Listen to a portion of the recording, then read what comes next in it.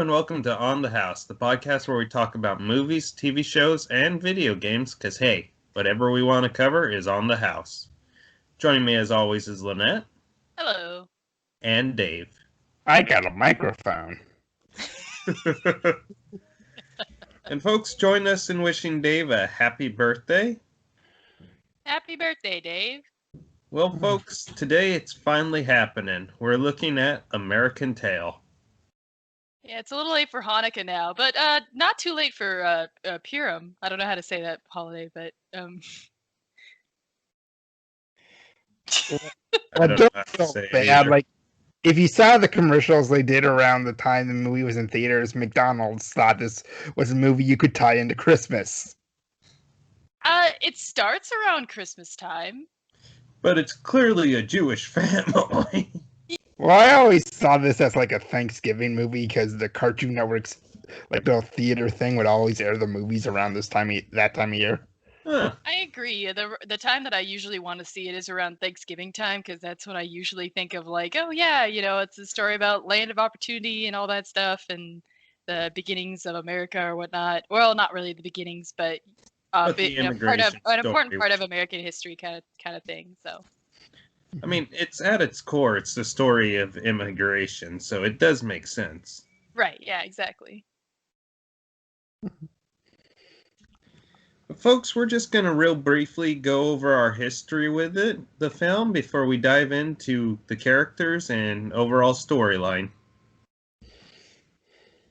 Dave, why don't you go first? Well, I think I didn't see this one until I was about 8 or 9. Like, my grandparents actually had the VHS for Fievel Goes West, but not the original at their house. And I finally saw this for the first time on Cartoon Network. And even though I didn't know the exact word for it at the time, I could consciously remember that this was the first time I really, because this was a Bluth production, saw an animated film where the tone was just dark. And I remember thinking to myself, like, why is it like this? Why is the movie just being kind of glum and a downer and like? Is American Tail that dark? It didn't seem that dark to me. Well, maybe not like. But then again, my parents used to show me Gladiator when I was a kid, so never mind. Well, it's just I guess more gloomy than what a lot of Disney films at the time were. It definitely has its serious moments, but it wouldn't be something that I would describe as overly depressing or anything. I'd say it's a very uplifting movie, and all of the, and I mean, there's plenty of Disney movies that I feel like are way more sad than American Tail, like Fox and the Hound. So it seems to me. Oh, don't mention Fox on the Hound. I meant in the sense it's like permeating throughout the whole movie as opposed to a couple isolated scenes. Well, it's grittier for sure. Yeah. It's definitely grittier than the usual animated.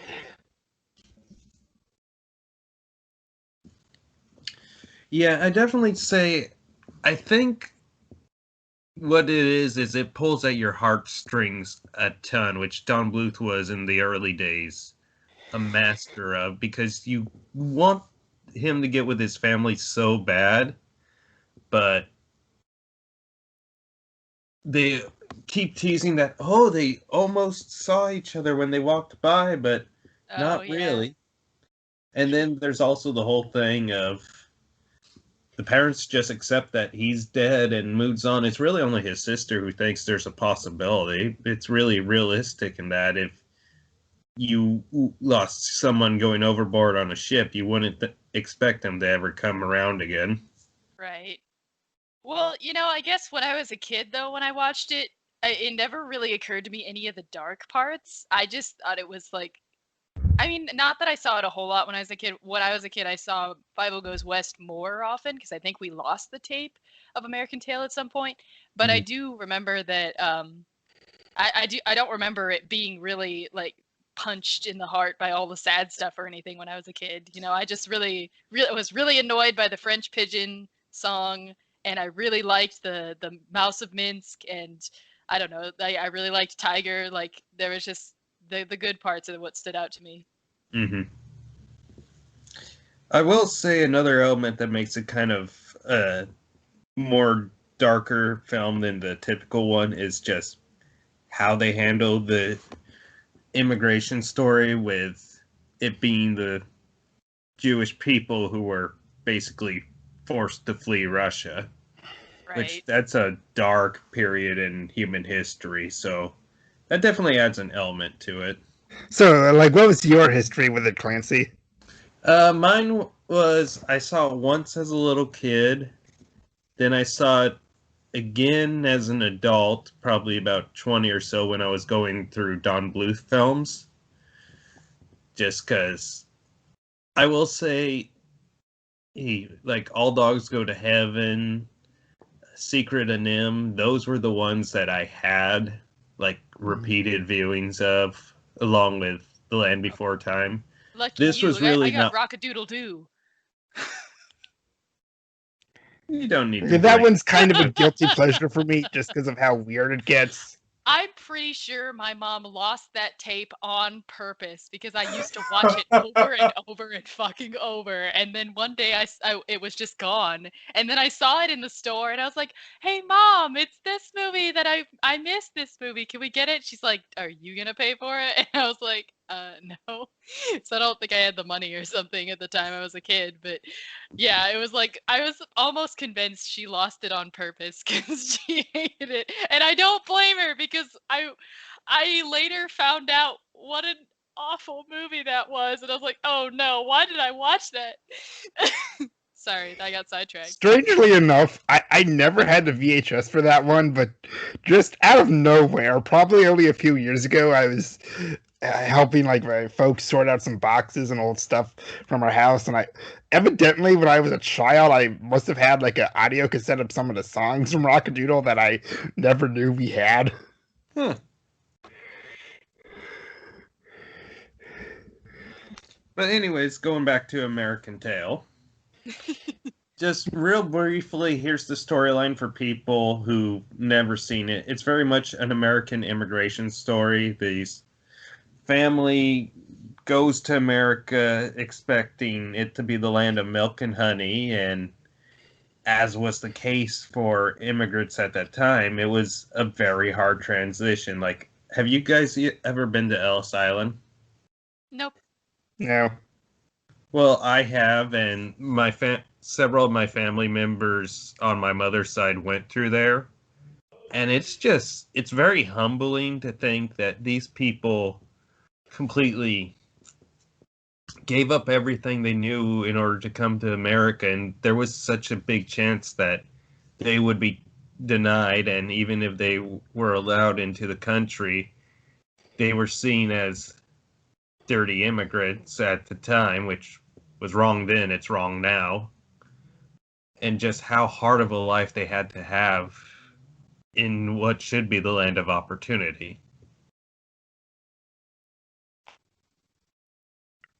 But anyways, during the trip over, Fievel gets swept overboard, which I will say, they definitely nail that 6-year-old attitude of being basically invincible with him.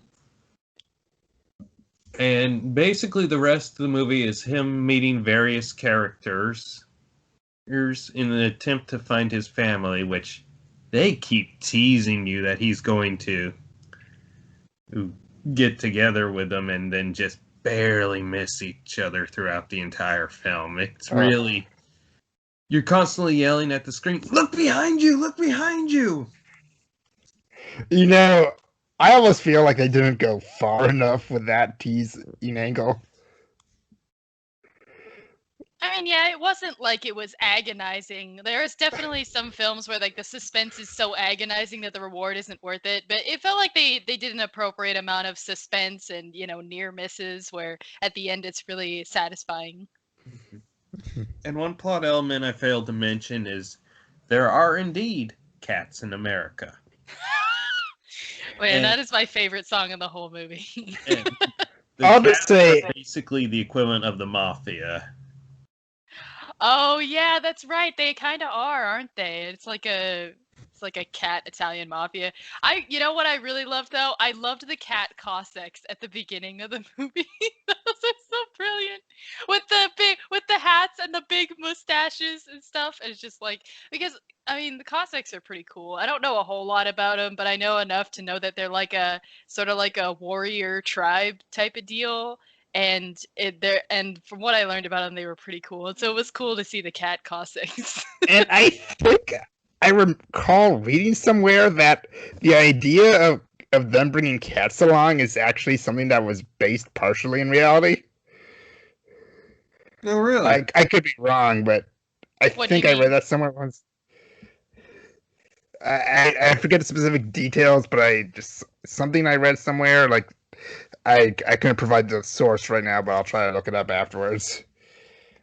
No, I mean, what do you mean by them bringing cats along? You're talking about the immigrants bringing the cats with them? No, like it's like no, the actual Cossacks thing. I did not know that. That's actually. Oh wait, Cossacks bringing cats with them? I have never heard of that. Wow. I have to double check it. Like, don't take this as fact, listeners. And yeah, but now I'm like really curious. I gotta look that up because that's pretty cool. That sounds cool. A cat person in real life, like this film is partially anti-cat propaganda, which I will not accept. But I do like Dom DeLuise's character Tiger a lot, and oh yeah, Dom DeLuise. Well, no, it's an anti-cat movie, but Tiger is like the token cat representation. Which I will say, looking back, I forgot how late they actually introduced him into the film. This film's like 80 minutes with credits, and he doesn't show up till like past the 50-minute mark. Yeah, it's like the last third where he shows up, which speaks to how well the character was acted and written. Which is kind of jarring because he's practically the main character in Fievel Goes West. Hmm? Which is pretty jarring because he's practically the main character in Fievel Goes West. Yeah. As he should be. He's a great character. Which I will say, absolutely love Tiger. Although I forget how at first he's straight out trying to murder Fievel. Well, but he couldn't go through with it, right? Which is like part of his sort of shtick, is that, you know, he wants to be a cat to fit in with all his friends, but he really just doesn't like the idea of killing anybody. Oh, definitely. I mean, he says he eats fish, so that's... Yeah, but the fish aren't sentient, though. They're not anthropomorphic in this universe, so... Fish aren't really people, confirmed. Come on, you know what I meant. There's certain, you know, rules that you fudge in cartoons, and... you know, unless it's the Little Mermaid or something, then we don't really need to be concerned about eating fish. And like this was like the first time where Blue's movie outgrossed the Disney movie of the same year at the box office. This beat out Great Mouse Detective. Oh man! Which, personally speaking, I prefer Great Mouse Detective, but that one kind of just like it screwed me up as a kid. I didn't like that one. But it has Vincent Price. It has Vincent Price? Never mind. I want to see it again. Yeah, he's the villain. Vincent Price. Oh my gosh. Okay, I need to see that movie again. I just really, really, really hate the scene where he crunches the ballerina toy, and like that fucked me up. Like it really, like I would have bad dreams about my toys getting crunched. Like I hate the idea of crunching a toy. Like there's just something fucked up about it. And now we got some insight into Lynette's psyche. Shut up. It's not like I hide it. So, I guess since we briefly touched upon this earlier, favorite song from the movie? I mean, I already said mine, which is There Are No Cats in America. I love that song. Yes, there are no cats in America. And the streets are paved with cheese. I will say... You go on. I will say another one that I really do appreciate is the Somewhere Out There song. And I will say I prefer the end credits, like Linda Ronstadt version, over the one sung by the characters. Like Philip Glasser, who plays Fievel, also does the singing. Bless his heart, but he can't exactly stay in key. Yeah. I thought that was the point, to be honest, because isn't the entire time like Fievel's voice is just like this awful squeaky mess, and so it's like, isn't that sort of the point? Yeah, I don't know if it was a conscious decision or not, but I do think it works in that moment, even though, Yeah. boy, Even it though can it's be painful hard to to listen sit to. through sometimes. I mean, I've never really been much of a slow song person anyways, so those are always I- hard to sit through in I mean, cartoons. Fievel Goes West even had a joke at the beginning where they made fun of Somewhere Out There. Really? I don't remember that. Like Tanya singing it, and then just she starts getting food thrown at her. Oh yeah, I remember that. Oh my gosh, I forgot that was the song. But like, I guess remember that's- her singing a song and everybody throwing like tomatoes and stuff, and that's how they got their food for the night. Was they scraped it off the wall? I guess Somewhere Out There was like the first instance of like a Let It Go type song where it just caught on to the popular conscious so much that people eventually grew sick of it. See, I thought the original "Let It Go" was "Somewhere Over the Rainbow," but with Judy Garland. Yeah, but that was people never really got tired of that one like they have with. Oh yeah, you're right. People never get tired of "Somewhere Over the Rainbow," as it should be, because it's a great song. It's both the original and the cover version.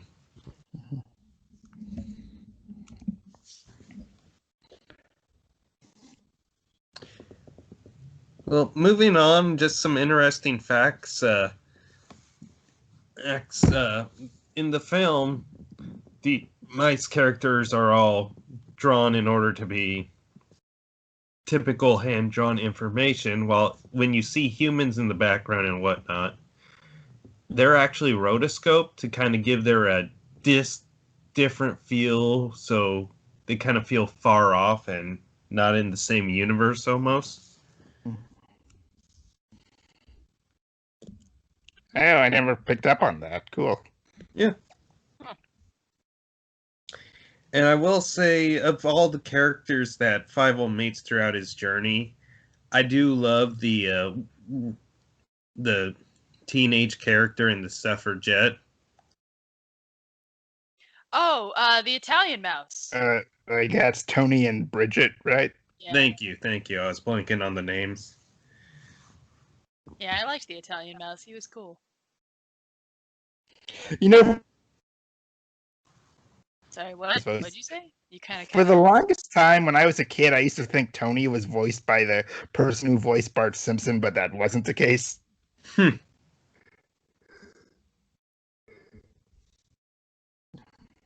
Admittedly, I have done that before, with the exception of Marge, because I've seen that actress in a live-action film, and that's basically her real voice. Anyways, do you guys have any final thoughts or other thing you want to cover before we wrap this one up? I mean, I still think we talked about best songs, and we didn't really talk about our the best part of the movie. Best part of the movie for me is the Mouse of Minsk, because it's so creepy. Like, they did a good job of making it really scary, and I thought that was just the coolest damn part, because it kind of just thrills you, and you get to see it there's kind of a switch in animation, I think, with it, isn't there? Like, it seems like the animation on it is a little bit different than it slightly doesn't fit in with the rest of the characters and stuff, and I just think that looks so damn cool. Well, I don't have confirmation on this, but I know this was around the time they were starting to use computers to aid in animation, so I wouldn't be surprised if it was partially involved with that aspect. Interesting.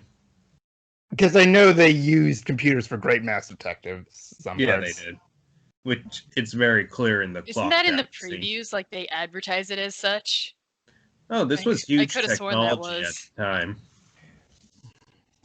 Because films like The Lion King, for example, would not be possible without that technology. Mm-hmm. Let's see, and as for anything else I want to say about the movie is that, I feel, especially with the issues of today, this is the one property that I wouldn't mind them bringing back in some form, like maybe a DuckTales style reboot of it, but I mean, I think the original is great. I really hate this whole like remake, fest well, I'm that's not going on. I don't more really want to see it. reboot than remake, and Same thing. Come on. There's a difference.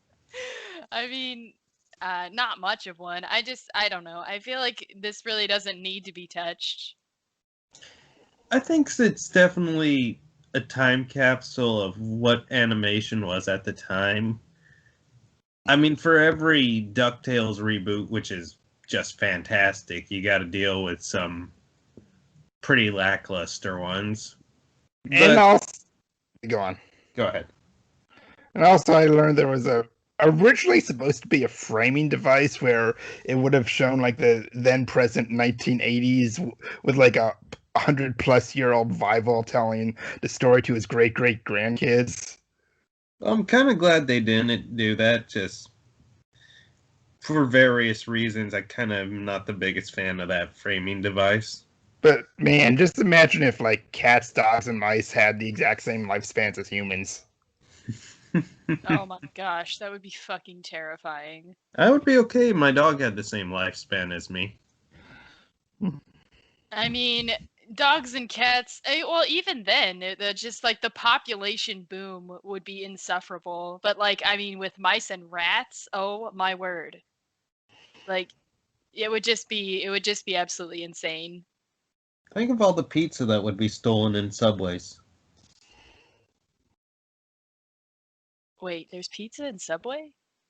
Oh, there's a viral video of a rat in a New York City subway that Oh, okay. stole a piece of pizza and was carrying it around. Oh my word. As for me, one issue I have is that the moral of the story basically comes down to don't completely solve your problems, pass them on to somebody else. Wait, really? How is that the moral of the story? Because their big plan is to get the cats on a ship going to, Oh, right. I forget Going to China, I think. Yeah, going to going to China. Hong Kong, I think, specifically, or was it? Yeah, they say Hong Kong. Yeah, it was. It's like a ship going to Hong Kong. So like, as soon as they arrive, it's like, well, all the mice in Hong Kong are screwed. I guess. Well, I mean, that's basically like Futurama made a joke about that with the like garbage ball planet where they said, "Why not just come back later?" Yeah, well, I'll be dead by then. So, I mean, the thing is though, is that when you can't really fault the mice for that too much because, I mean, they don't really have they can't really afford to think on a large scale. So, Fair and enough. also you have to come up with something nicer than just drowning the cats or something.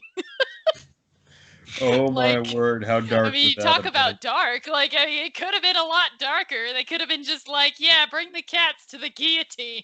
We're gonna take a few notes from the French. you know what? If we're gonna like talk about how we could have made this darker, okay. Oh boy, this is gonna be Going fun. back to like how many times like the family almost saw him, like there's a part of around the middle point where like a cat like manages to gobble him up, but he manages to escape. Like the family should have seen him then, but not see him get out. Oh my word. Oh no, that would have been gross. That would definitely made it a lot darker, though. I'll say that much. Ew. Well, that being said, folks, we're going to move on to our final thoughts and wrap this one up. Lynette, how about you go first? Well, I wouldn't say it's one of my favorite movies. I definitely like it a lot better than the sequel, Fievel Goes West. That was the one I watched a lot more when I was a kid, but later when I tried watching it as an adult, I was like, oh, okay, I can't watch this. But American Tail, I can still watch as an adult and really enjoy it. And it is pretty intense for a kids movie. Definitely not something I want to see all the time, but I still like to watch it around Thanksgiving sometimes.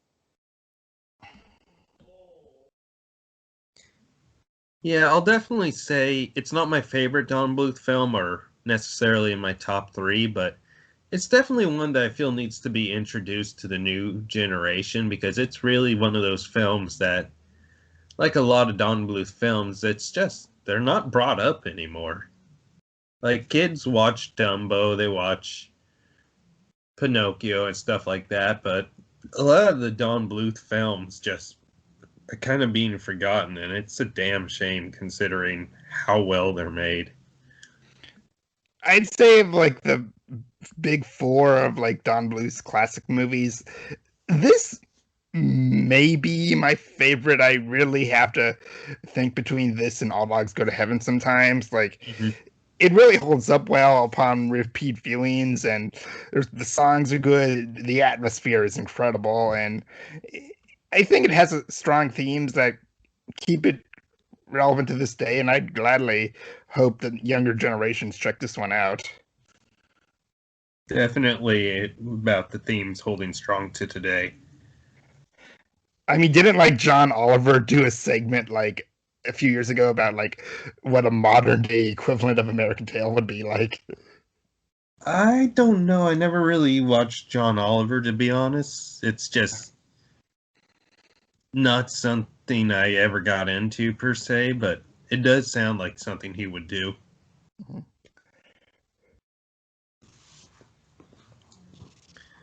Well, folks, with all that being said, I want to thank Lynette and Dave for joining us.